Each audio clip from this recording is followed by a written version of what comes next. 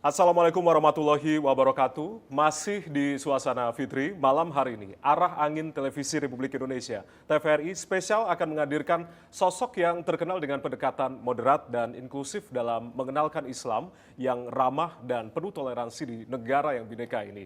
Siapa lagi kalau bukan Menteri Agama Republik Indonesia ke-25 sekaligus Imam Besar Masjid Istiqlal Profesor Dr. Nasaruddin Umar yang sudah hadir di tengah-tengah kami. Assalamualaikum Prof. Kiai Haji. Waalaikumsalam warahmatullahi wabarakatuh. Terima kasih sudah berkenan bersama kami TVRI. Sebelumnya minal aizin wal faizin, mohon maaf lahir dan terima batin. kasih. Prof.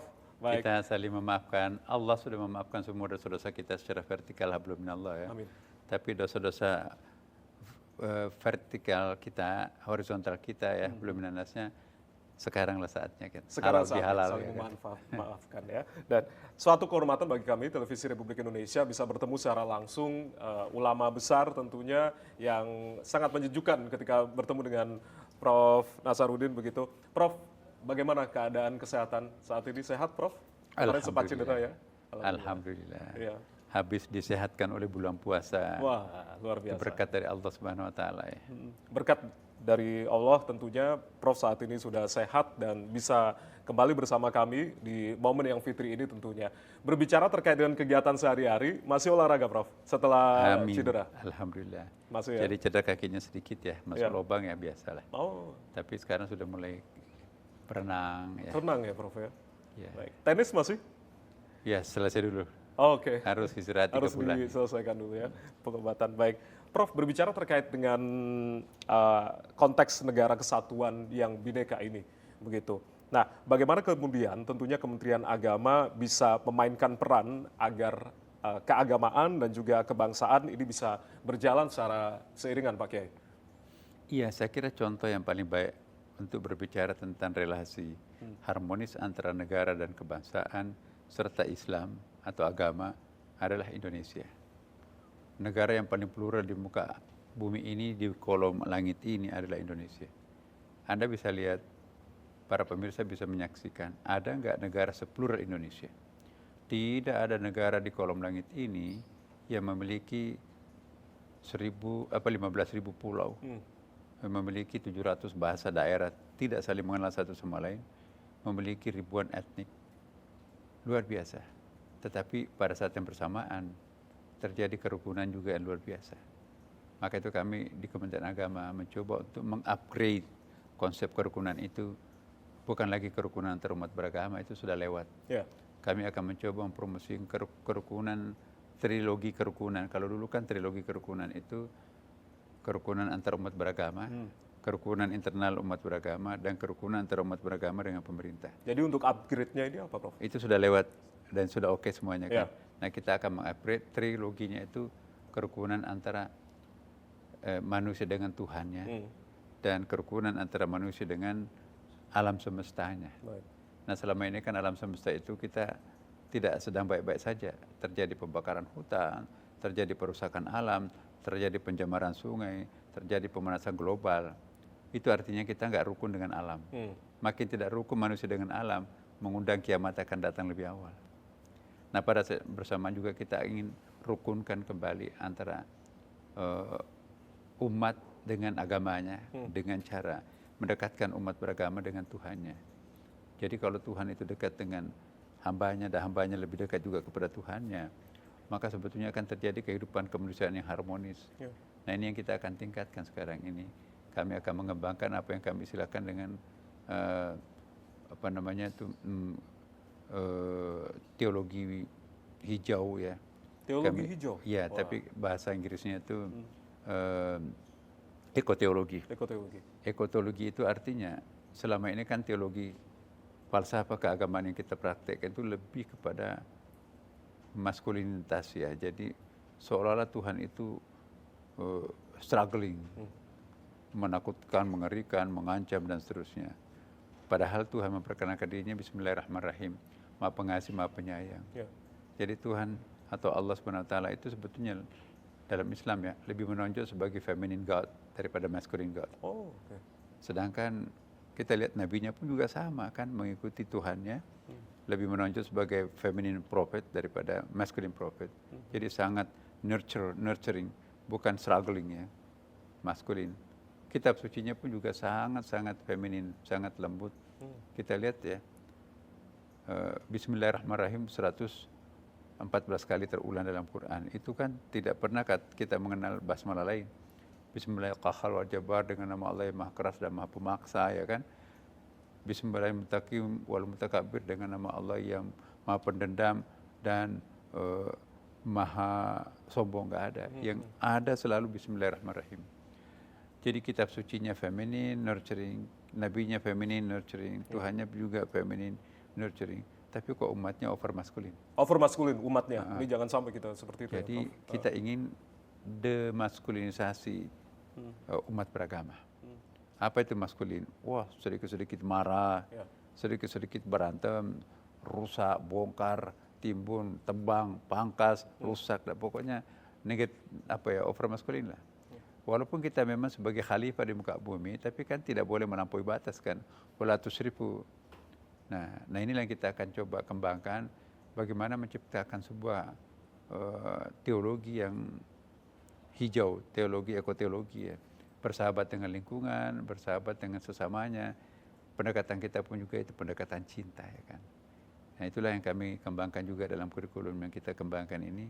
Ada yang kami silakan kurikulum cinta ya. Kurikulum cinta, apa yang ditekankan, Prof? Begini, kita seringkali mengajarkan agama, bukan mengajarkan agama, tapi mengajarkan kebencian antara satu sama lain. Mengajarkan perbedaan. Seharusnya kalau kita mengajarkan agama itu, mengajarkan cinta kasih, mengajarkan kebersamaan, bukan mengajarkan perbedaan, bukan mengajarkan konflik itu kan. Nah apa jadinya kalau anak kecil kita disuguhi perbedaan dan konflik mulai dari kecil.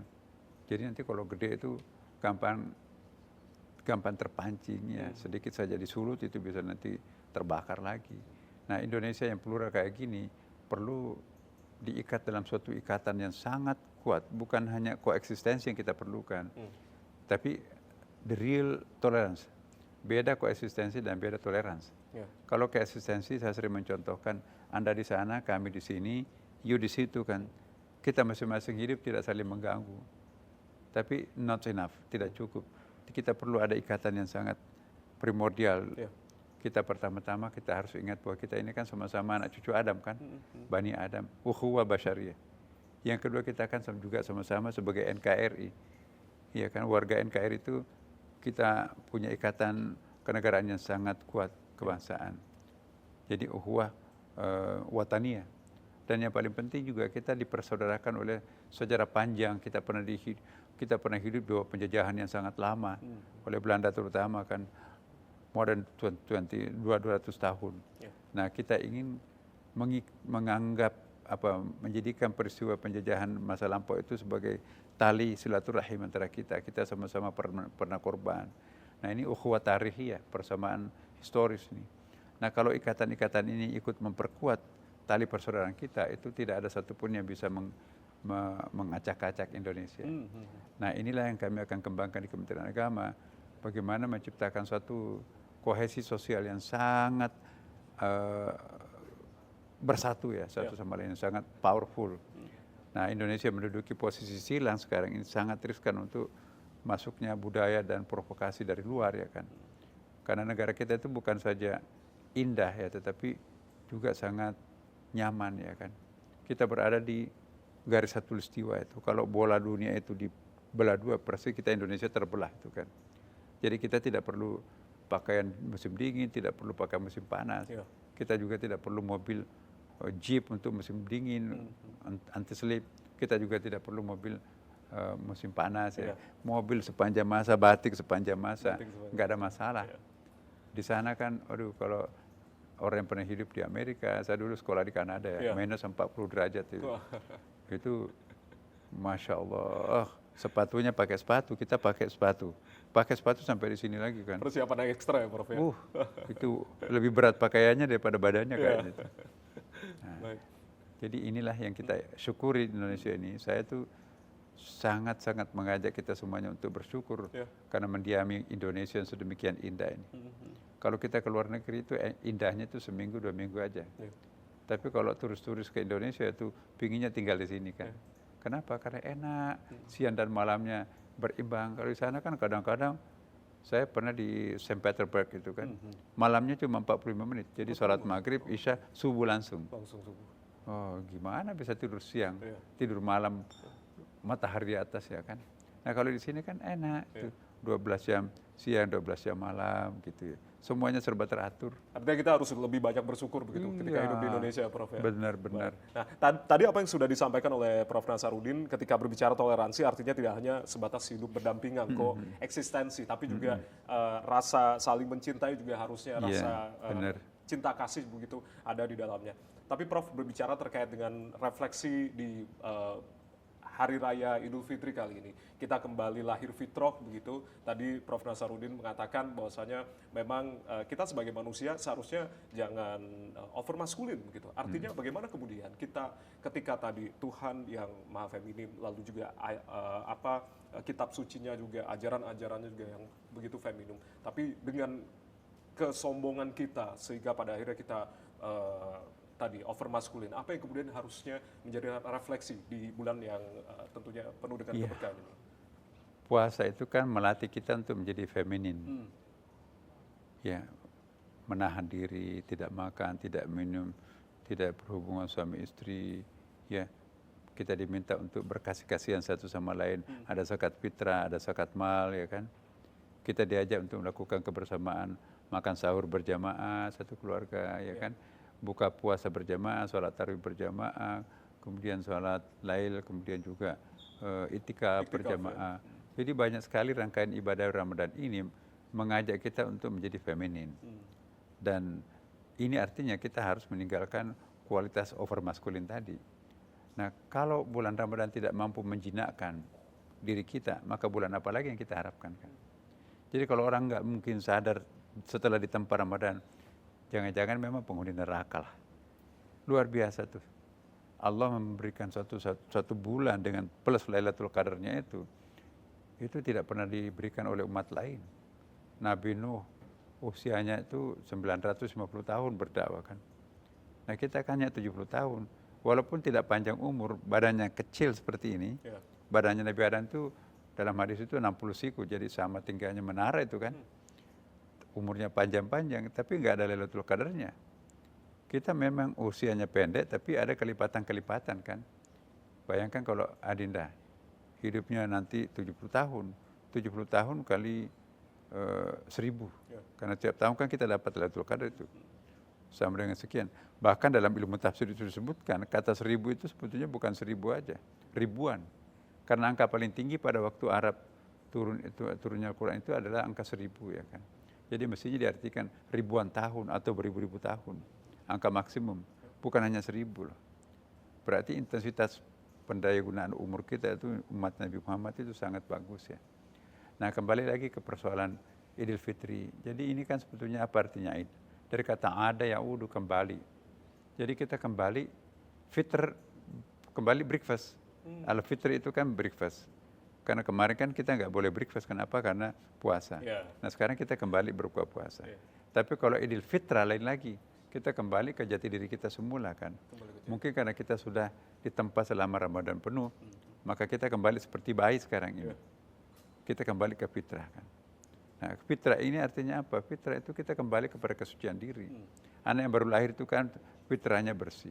Kullu mauludin yujadu ala fitrah. Ya, semua anak-anak itu lahir dalam keadaan fitrah. Jadi argo dosa itu sebetulnya mulai berlaku setelah mukallaf. Mukallaf itu kan akil balik.